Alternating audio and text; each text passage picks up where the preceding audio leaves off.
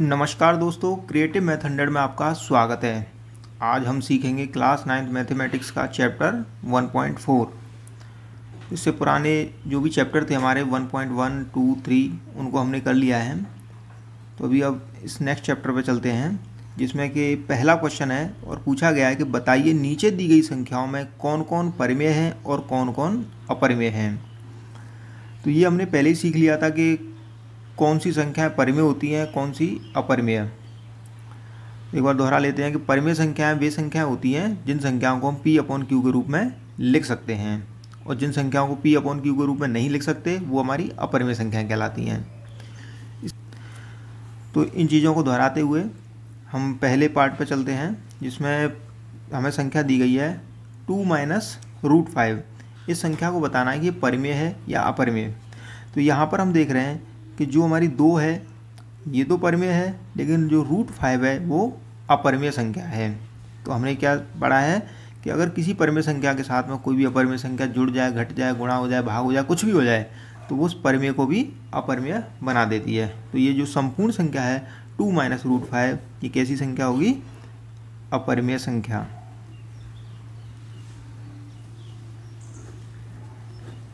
ये हो गया फर्स्ट पार्ट। सेकंड पार्ट में है 3 + √23 ब्रैकेट बंद माइनस √23। इसको बताना है कि ये परिमेय है या अपरिमेय। तो इसको पहले थोड़ा सा सॉल्व कर लेंगे। तो इसको यहाँ से देखो, हम अगर ब्रैकेट हटाएंगे तो 3 + √23 माइनस √23। तो ये देखो, ये आपस में दोनों कैंसिल हो जाएंगे। यहाँ से सिर्फ क्या बचेगा हमारे पास? 3। तो 3 को हम P/Q के रूप में लिख सकते हैं। अतः ये कैसी संख्या होगी? हमारी परिमेय संख्या। अब चलते हैं इसके थर्ड पार्ट पे। थर्ड पार्ट है 2 × √7 बटे 7 × √7। इसको अगर हम थोड़ा सॉल्व करेंगे तो देखो, √7 से √7 यहाँ से कैंसिल हो जाएगा। तो हमारे पास सिर्फ क्या बचेगा यहाँ पर? 2/7 P/Q का रूप बन रहा है। तो ये हमारी संख्या होगी कैसी? परिमेय संख्या। Next part 1/√2। इसमें हमारा 1 तो परिमेय संख्या है, लेकिन √2 कैसी है? एक अपरिमेय संख्या है। तो ये संपूर्ण संख्या हमारी कैसी संख्या कहलाएगी? अपरिमेय संख्या। नेक्स्ट पार्ट है 2 × पाई। तो 2 हमारी परिमेय संख्या है, लेकिन पाई एक अपरिमेय संख्या होती है। तो अगर इन दोनों को मल्टीप्लाई करके 2π जो बना है वो हमारा कैसी संख्या कहलाएगा? फिर पूरी संख्या बन जाएगी हमारी अपरिमेय संख्या। इस तरह से हमारा पहला क्वेश्चन कंप्लीट होता है। चलते हैं सेकंड क्वेश्चन पर। सेकंड क्वेश्चन है निम्नलिखित व्यंजकों में से प्रत्येक व्यंजक को सरल कीजिए। यानी इसको हमें सरल करके लिखना है। तो इसका देखो कैसे सॉल्व करेंगे इसको। फर्स्ट पार्ट है 3 + √3 × 2 + √2। इसको हमें सॉल्व करना है। तो देखो, सरल करने के लिए क्या करेंगे? पहले हम 3 को पूरे इस ब्रैकेट से मल्टीप्लाई करेंगे, इसके बाद √3 को इससे मल्टीप्लाई करेंगे। तो 3 को अगर देखो 2 से करेंगे तो कितना हो जाएगा? 6, प्लस 3 को √2 से करेंगे तो कितना होगा? 3√2। √3 को 2 से करेंगे तो 2√3, और √3 को √2 से करेंगे तो ये हो जाएगा, कहते हैं √6। अभी यहाँ कुछ और मतलब आपस में कुछ नहीं जुड़ रहा है, घट रहा है, तो यही इसका एक सरल रूप होगा। यही आंसर हो जाएगा इसका। अब सेकंड पार्ट है हमारा 3 + √3 3 - √3। तो देखो, ये हमारा जो बन रहा है a + b का रूप बन रहा है। जो पुरानी कक्षा में हमने क्या पढ़ा था कि a + b और a - b का अगर रूप बन रहा है तो हम इसको क्या लिख सकते हैं? a² - b²। यहाँ पर a का मान कितना है? 3, और b का मान कितना है? √3। तो a की जगह हम क्या लिख देंगे? 3² माइनस, और b का मान है √3 √3²। तो ये हो जाएगा कितना? 3 स्क्वायर यानी 9 और रूट 3 का स्क्वायर हो जाएगा 3। यहाँ से 9 माइनस 3 कितना बचेगा हमारे पास 6। यही आंसर होगा। इसको हम जैसे जो हमने पहला फर्स्ट पार्ट किया था आपस में मल्टीप्लाई करके भी कर सकते हैं कि 3 को हम इससे मल्टीप्लाई करते हैं, इसके बाद रूट 3 को मल्टीप्लाई करेंगे तो बाद में हमारा आंसर यही निकल के आएगा। इसके बाद इसके थर्ड पार्ट पर चलते हैं। थर्ड पार्ट है √5 प्लस √2 का स्क्वायर। तो आप देख पा रहे हैं ये हमारा क्या रूप बन रहा है, a प्लस बी का square. a plus B square क्या होता है, a square plus B square plus 2ab। ये पुरानी कक्षा में हमने पढ़ रखा है। तो यहाँ पर a का मान कितना है √5 और b का मान कितना है √2। तो यहाँ पर हम करेंगे इसको, अगर करेंगे a स्क्वायर यानी कि ये हो जाएगा √5 स्क्वायर और b स्क्वायर यानी √2 square plus 2ab, 2 into √5 into √2। तो √5 का स्क्वायर कितना हो जाएगा 5 और √2 का स्क्वायर कितना हो जाएगा 2। और इसको अगर आपस में हम मल्टीप्लाई कर देंगे तो ये हो जाएगा 2 इंटू √5 को √2 से करेंगे तो √10 हो जाएगा। तो 5 + 2 यानी 7 प्लस 2 √10, यही आंसर हमारा हो जाएगा।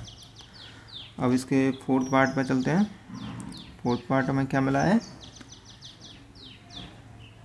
√5 माइनस √2 एंड √5 प्लस √2, इन दोनों को हमें मल्टीप्लाई करना है। तो ये भी हमारा कौन सा रूप बन रहा है, a minus B, a plus B. तो क्या होता है, क्या पढ़ा था हमने, a प्लस बी, तो a माइनस बी बराबर क्या होता है a square minus B square. यहाँ पर a का मान कितना है √5 और b का मान कितना है √2। तो a स्क्वायर यानी कि √5 square minus B square √2 square. तो √5 का स्क्वायर कितना हो जाएगा 5 और √2 का स्क्वायर हो जाएगा 2। तो 5 माइनस 2 यानी 3, यही हमारा आंसर होगा। इस तरीके से हम इन व्यंजकों को आपस में सरल कर सकते हैं। अब आता है क्वेश्चन नंबर 3, जिसमें क्या पूछा गया है, आपको याद होगा कि पाई को एक वृत्त की परिधि मान लीजिए c और उसके व्यास मान लीजिए d के अनुसार परिभाषित किया जाता है। अर्थात पाई बराबर क्या होता है c/d। यानी पाई को हम क्या बोलते हैं कि किसी वृत्त की परिधि और व्यास का जो अनुपात होता है वही हमारा पाई कहलाता है। ऐसा हमने पढ़ रखा है पहले। अब वो कह रहा है कि इस तथ्य का अंतर्विरोध करता हुआ प्रतीत होता है कि पाई अपरिमेय संख्या है। इस अंतर्विरोध का निराकरण आप किस प्रकार करेंगे।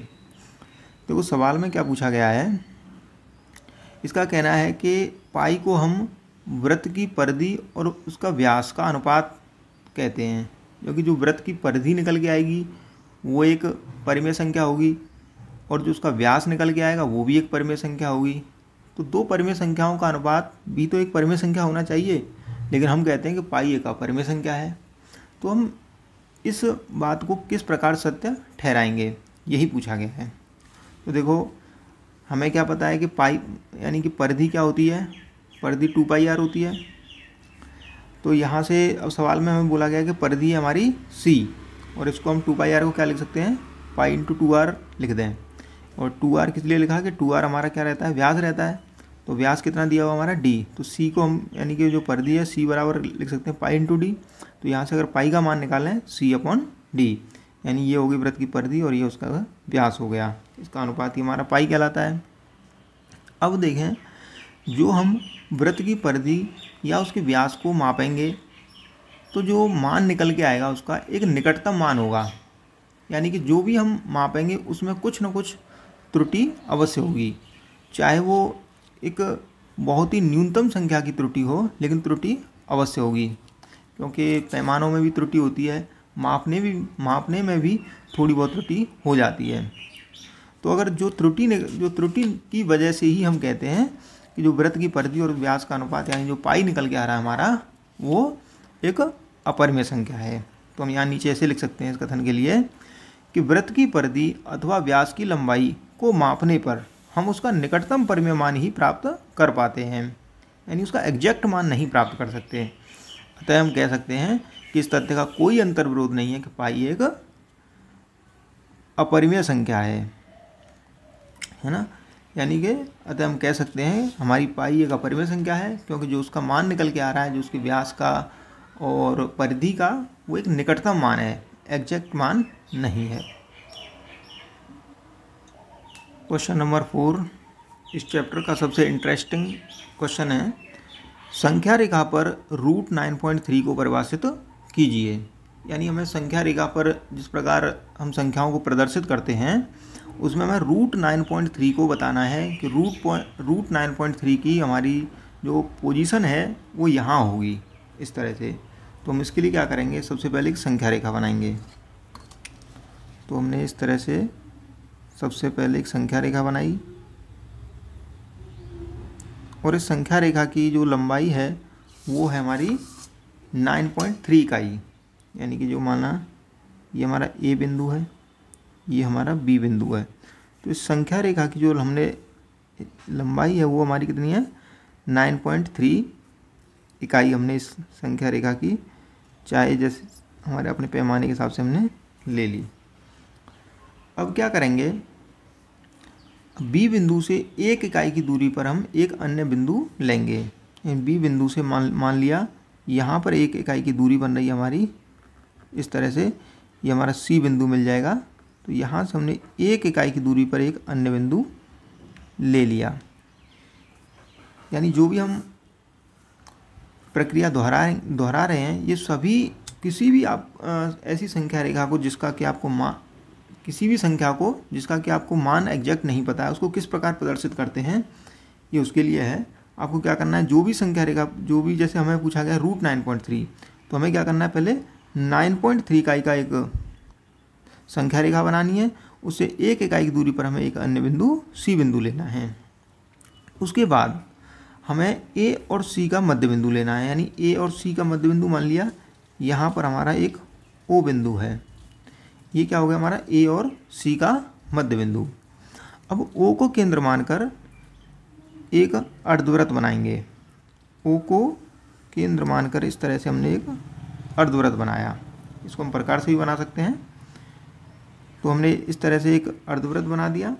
अब अर्धवृत्त बनाने के बाद जो हमारा बी बिंदु है, बी बिंदु से अपने जो अर्धवृत्त है उस पर एक लंब डालेंगे। यानी यहाँ से एक 90 डिग्री का कोण बनाते हुए एक हम लाइन बनाएंगे। यहाँ इसको मान लेते हैं हम एक डी बिंदु है। तो जो हमने बी से डी तक की जो एक संख्या बनाई, जो बी से डी तक की जो एक लाइन खींची है, इसकी जो लंबाई होगी वो होगी रूट 9.3। अब हम क्या करेंगे कि बी से डी को नापेंगे कि इसकी लंबाई कितनी है। अपने जैसे स्केल से, माना स्केल से हम इस प्रकार स्केल को रखेंगे। यहाँ पर जैसे जो भी 3 पॉइंट कुछ जो भी हमारा निकल के आ रहा है, उसके बाद नापने का जितना वो है वहाँ पर इसको हम ओ बिंदु से लेकर के यहाँ पर एक बिंदु लगा देंगे। तो जो हमारा, इसको मान लेते हैं हम ई बिंदु। तो जो हमारा ओ से ई तक की जो दूरी निकल के आ रही है वो हमारा क्या होगा, रूट 9.3 होगा संख्या रेखा पर। इस तरह से हम किसी भी ऐसी रूट वाली संख्या को संख्या रेखा पर प्रदर्शित कर सकते हैं। अब अगर हमें इस चीज़ को सिद्ध करना है कि बी से डी तक की जो लंबाई है वो रूट 9.3 ही है। अब इसको कैसे सिद्ध करेंगे, तो इसके लिए क्या करना पड़ेगा, हमें पहले ओ से डी को मिला देंगे। ओ से डी को मिला दिया। अब ओ से डी को मिला करके यहाँ पर हमें एक त्रिभुज मिल जाता है, यानी समकोण त्रिभुज मिल जाता है। यहाँ पर समकोण त्रिभुज बन गया हमारा कौन सा, BOD, समकोण त्रिभुज BOD में।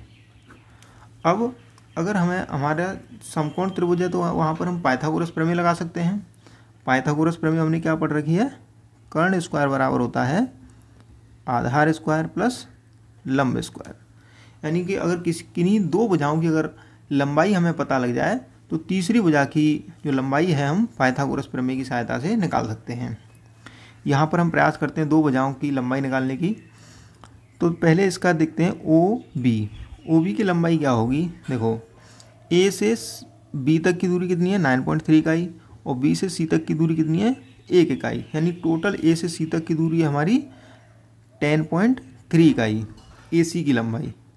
अब अगर हम बात करें यहाँ पर ए ओ या ओ सी, ये इनका मध्य बिंदु है, तो इसकी लंबाई ओ से सी तक की लंबाई कितनी हो जाएगी हमारी 10.3/2, क्योंकि इसका ये मध्य बिंदु है, यानी ओ से सी तक की लंबाई हो जाएगी 10.3/2 इकाई। अब हमें तो चाहिए ओ बी, तो ओ बी के लिए क्या करेंगे, अगर हम ओ सी में से बी सी को माइनस कर देंगे तो हमारे पास क्या बचेगा ओ बी। तो हम इसको ऐसे लिख सकते हैं यहाँ पर कि हमें मान किसका चाहिए, हमें चाहिए ओ बी का। ओ बी के लिए हम मान निकालने के लिए क्या करेंगे, ओ सी माइनस बी सी।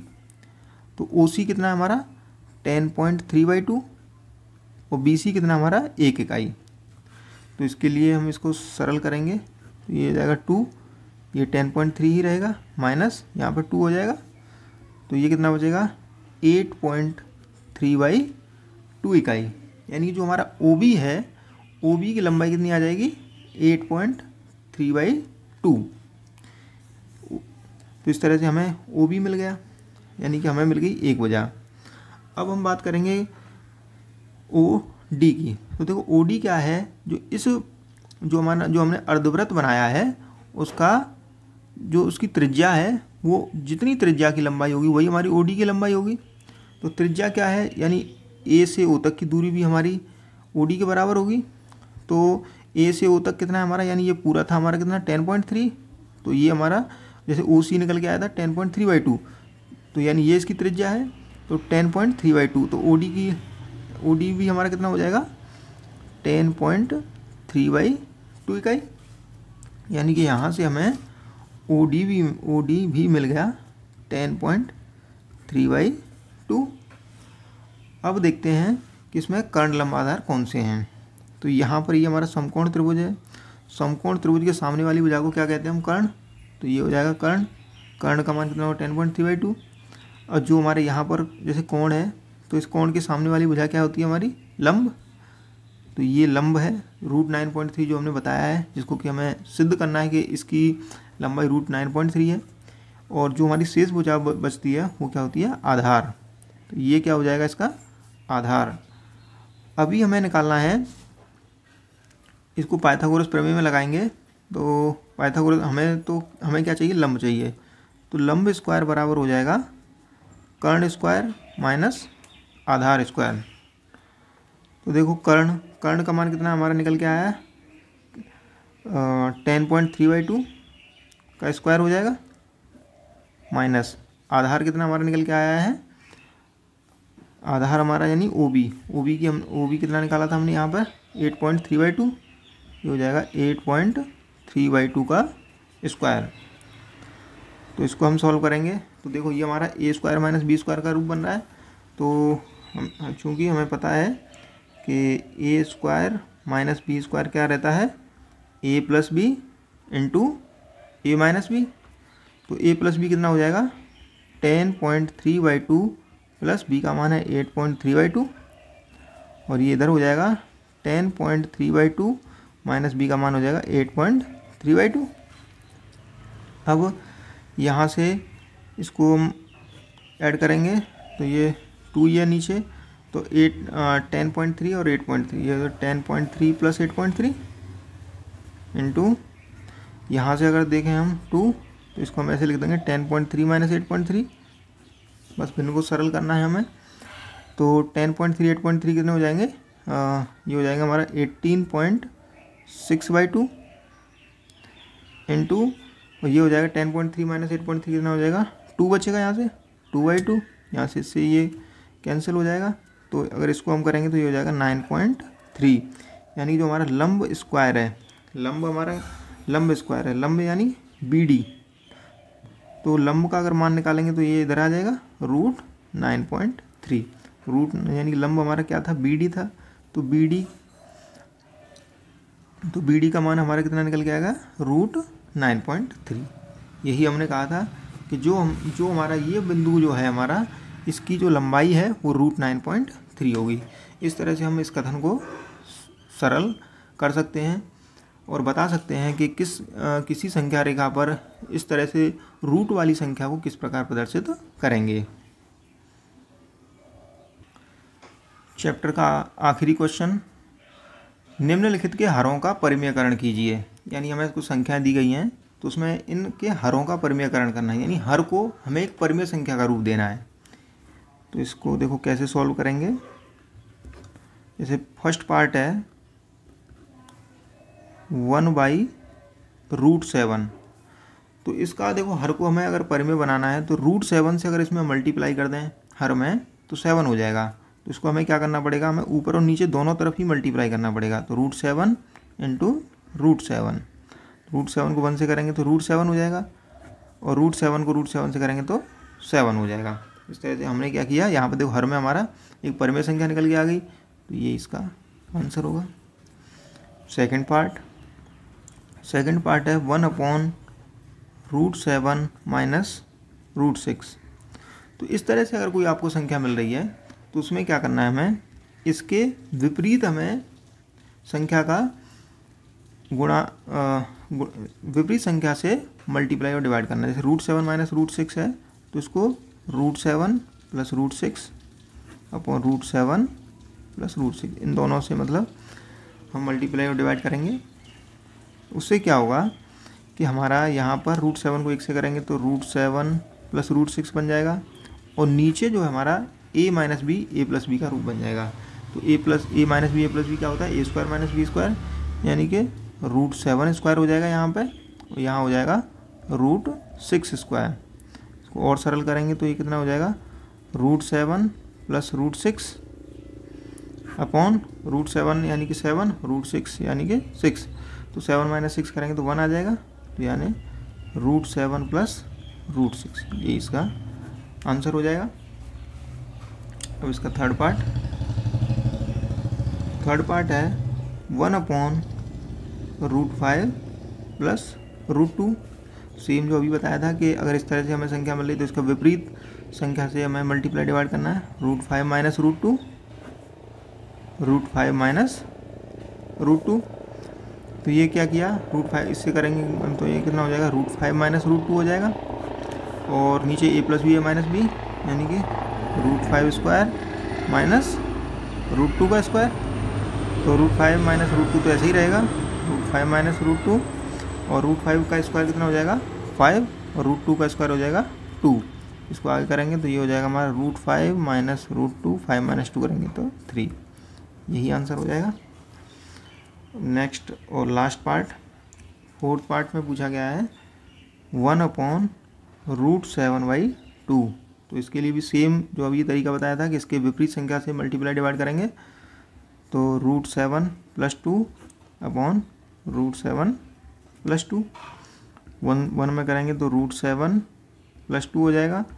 यहाँ से a² - b², तो ये हो जाएगा √7 का स्क्वायर माइनस 2 का स्क्वायर।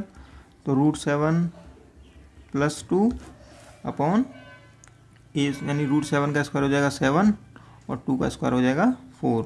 इसको आगे सरल करेंगे, √7 + 2, 7 - 4 हो जाएगा कितना 3। यही हमारा आंसर होगा। इस तरह से हमने सभी पार्ट को सरल किया, उसके बाद देखा कि हर में उनके सभी में परिमेय संख्या बन गई है, यानी उनका परिमेयकरण हो चुका है। तो इस तरह से हमारा चैप्टर 1.4 ख़त्म होता है।